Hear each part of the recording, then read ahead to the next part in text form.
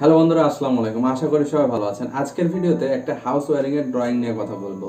তো house wiring এটা একটা খুবই গুরুত্বপূর্ণ জিনিস, আর এখন তো আমরা নিজে নিজে হাউস ওয়ারিং করতে চাচ্ছি বা করে ফেলি। তো তাদের জন্য আজকের ভিডিওটা, যে কিভাবে সঠিকভাবে হাউস ওয়ারিং করবেন। তো এই ভিডিওতে আমি হাউস ওয়ারিং এর ড্রয়িং সম্পর্কে বিস্তারিত ধারণা দেওয়ার চেষ্টা করব, যে কোথায় কিভাবে ওয়ারিং করবেন। আর এর আগে আমার দুইটা ওয়ারিং নিয়ে ভিডিও বানানো হয়েছে, যেখানে এনার্জি মিটার থেকে শুরু করে মেন সুইচ, তারপর ডিস্ট্রিবিউশন বা সাব ডিস্ট্রিবিউশন বোর্ড কিভাবে কানেকশন করতে হয়, এবং সেখান থেকে পুরো বাড়িতে কিভাবে পাওয়ার ডিস্ট্রিবিউট করতে হয় বা ওয়্যারিং করতে হয়, এমনকি একটা রুমের সুইচ বোর্ড কানেকশনটা কিভাবে করতে হয় সেটা নিয়েও আলোচনা করেছিলাম। তো ওই ভিডিও দুটি অবশ্যই দেখে নেবেন, ডিসক্রিপশনে লিঙ্ক দিয়ে রাখবো, অথবা আই কার্ড থেকে ভিডিওটি দেখে নিতে পারেন। তো চলুন দেরি না করে শুরু করে ফেলি আজকের ভিডিও। চ্যানেলে নতুন হলে অবশ্যই চ্যানেলটা সাবস্ক্রাইব করে নেবেন, আর যদি আগে থেকে করে রাখেন তাহলে অসংখ্য ধন্যবাদ।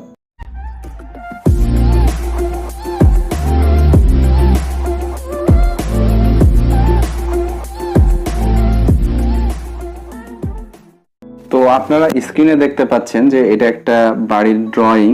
এখানে তিনটা রুম রয়েছে, সাথে রান্নাঘর, এবং এই রুমের এটা হচ্ছে টয়লেট, এবং ড্রয়িং রুম বা বসার ঘর সাথে খাবার ঘর যেহেতু, সেটা টয়লেট হচ্ছে এইটা, আর এই রুমের টয়লেট এটা, এবং এই রুমের টয়লেট এইটা, আর এটা হচ্ছে আমাদের মেইন গেট।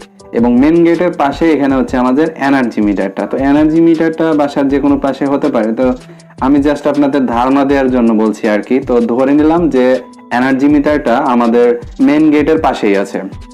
তো এখন এই এনার্জি মিটার থেকে আমরা ডিস্ট্রিবিউশন বোর্ড বা সাব ডিস্ট্রিবিউশন বোর্ডে কানেকশনটা নিব, সেখান থেকে আমরা পুরো বাসায় ইলেকট্রিসিটি ডিস্ট্রিবিউট করে দিব।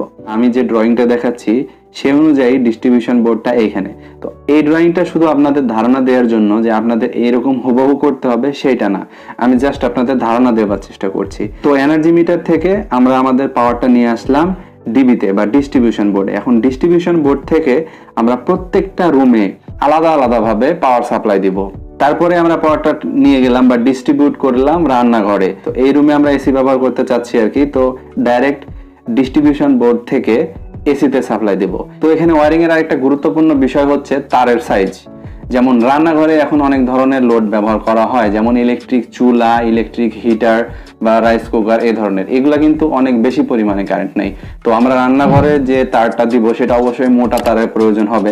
তো কোথায় কিরকম সাইজের তারের প্রয়োজন সেটা আমাদের বুঝতে হবে। তাহলে কিভাবে বুঝবো? তো তার জন্য আমার চ্যানেলে দুইটা ভিডিও রয়েছে, যে আমরা কিভাবে তারের সাইজ নির্ণয় করব। সেই ভিডিওর লিঙ্ক আমি ডিসক্রিপশনে দিয়ে দিয়েছি, অথবা আই কার্ডের ভিডিওটি দেখে নেবেন, তাহলে বুঝতে পারবেন যে কিভাবে তারের সাইজটা নির্ণয় করা যায়। তো আমাদের ডিস্ট্রিবিউশন বোর্ড থেকে প্রত্যেকটা রুমে রুমে ডিস্ট্রিবিউট করা হয়ে গেল পাওয়ার।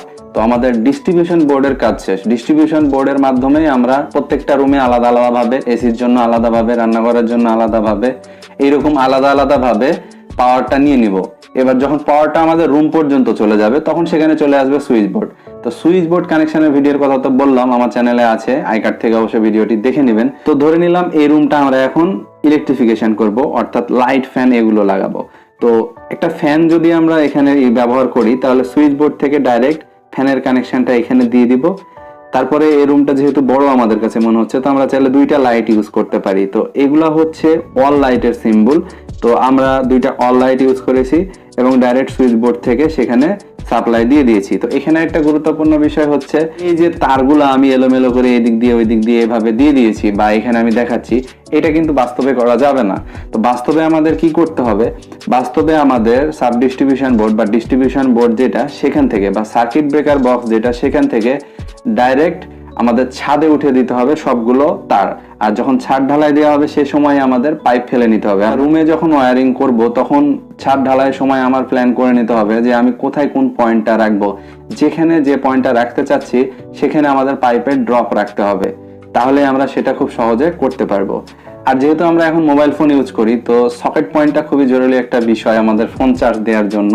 তো বেডের কাছে সকেট পয়েন্ট হলে খুব ভালো হয়।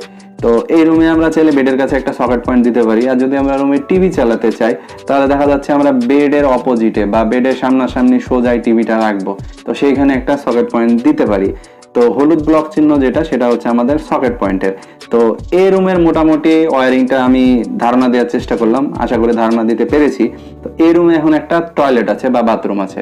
তো এই বাথরুমের সাপ্লাইটা কোত্থেকে যাবে? এই বাথরুমের সাপ্লাই এই রুমের সুইচ বোর্ড থেকে যাবে, কিন্তু সেটার সুইচ থাকবে বাথরুমের দরজার কাছে। এই রুমে সুইচ বোর্ড থেকে মেন সাপ্লাইটা যাবে, কিন্তু সুইচ বোর্ডে আবার সুইচ থাকবে না, ডাইরেক্ট সাপ্লাইটা চলে যাবে বাথরুমের দরজার পাশে সুইচ বোর্ডটা থাকবে এবং বাথরুমের ভিতরে থাকবে লাইট। এবার হচ্ছে আমাদের বসার ঘর বা খাবার ঘরের ওয়্যারিং।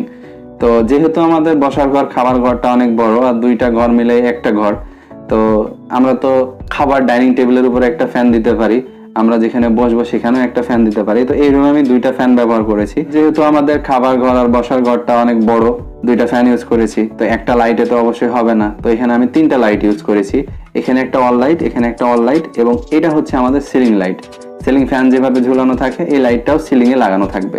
তারপরে হচ্ছে আমাদের রান্নাঘরের ওয়্যারিং। তো রান্নাঘরের ওয়্যারিং কি, রান্নাঘরে আমাদের বড়জোর একটা থেকে দুইটা লাইটের প্রয়োজন, তো আমি এখানে একটা লাইট ব্যবহার করেছি। আর রান্নাঘরে যেহেতু আমরা এখন ইলেকট্রিক চুলা, রাইস কুকার অনেক কিছুই ব্যবহার করে থাকি, তার জন্য তো অবশ্যই আমাদের রান্নাঘরে হেভি পাওয়ারের একটা সকেটের প্রয়োজন হবে।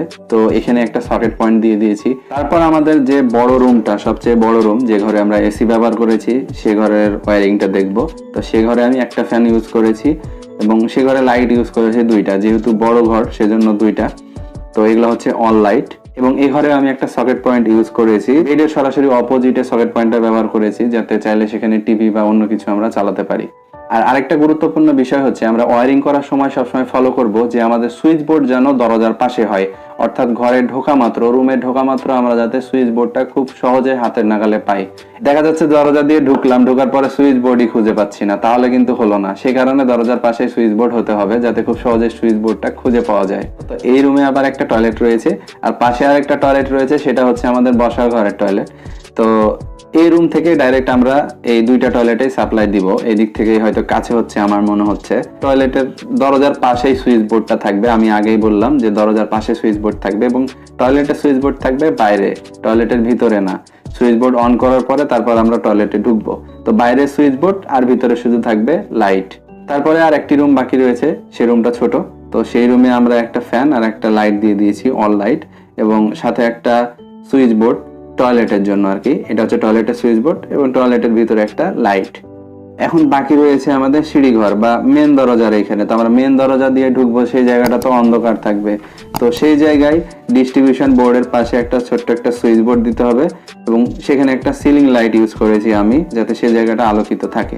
তো দরজার ভিতরে শুধু লাইটিং করলে তো আর হচ্ছে না, দরজার বাইরেও একটা লাইটিং এর প্রয়োজন আছে, দরজার বাইরেও তো অন্ধকার থাকবে। এই কারণে দরজার বাইরে আমি একটা অল লাইট দিয়ে দিয়েছি। লাইটিং, ফ্যান, সবকিছু, এসি সবকিছু চলে গেল। এবার রয়েছে আমাদের পানির পাম্প বা মোটর। একটা বাড়িতে তো পানি ব্যবহার করতে গেলে পানি উঠাতে হবে, তো পানি উঠাতে গেলে মোটরের প্রয়োজন। তো মোটরের জন্য তো আমাদের ওয়্যারিং করতে হবে। তো মোটরের জন্য ওয়্যারিং করার জন্য তারের বিষয়টা অবশ্যই মাথায় রাখতে হবে যে আমি কত হর্স পাওয়ারের মোটর ব্যবহার করছি আর কত স্কোয়ার এমএম এর তার ব্যবহার করছি। তো ডিস্ট্রিবিউশন বোর্ডের পাশেই আমি একটা সুইচ বোর্ড নিয়েছি এবং সেখান থেকে ডাইরেক্ট আমাদের মোটরে দিয়ে দিয়েছি। আমি আপনাদের ধারণা দেওয়ার চেষ্টা করলাম যে হাউস ওয়্যারিংটা কিভাবে করা যেতে পারে, কিভাবে ডিস্ট্রিবিউট করা যেতে পারে। তো আপনার প্ল্যানটা যে হুবহু এরকম হবে সেটা না, বা আপনার বাসা যে হুবহু এরকম হবে সেটা না, আপনি এটা দেখে যে পুরো কপি করবেন সেটা না। আমি জাস্ট আপনাদের ধারণা দেওয়ার চেষ্টা করলাম বা আপনাকে ধারণা দেওয়ার চেষ্টা করলাম যে আপনি কিভাবে হাউস ওয়্যারিংটা করবেন। তো আগের ভিডিও দুটি অবশ্য দেখে নেবেন, তাহলে আরো বুঝতে সুবিধা হবে আর কি। যদি আপনি নতুন হয়ে থাকেন, একেবারে নতুন, যে ইলেকট্রিক্যাল বিষয়ে কোনো ধারণা নাই, তারপরও আপনি নিজে বাসা করছেন, নিজেই চাচ্ছেন ওয়্যারিংটা করতে, নিজে ইলেকট্রিফিকেশনটা করতে চাচ্ছেন, তো তার জন্যই বা তাদের জন্যই আমার ভিডিওটা। তো ধন্যবাদ সম্পূর্ণ ভিডিওটি দেখার জন্য। ভিডিওটি যদি ভালো লেগে থাকে তাহলে অবশ্যই একটা লাইক দিবেন, আর আবারও বলছি, চ্যানেলে নতুন হলে অবশ্যই চ্যানেলটা সাবস্ক্রাইব করে বেল আইকনটি অন করে নেবেন, যাতে এই ধরনের ভিডিও বা নতুন ভিডিও চ্যানেলে আপলোড দেওয়ার সাথে সাথে আপনার কাছে পৌঁছে যায়। ধন্যবাদ।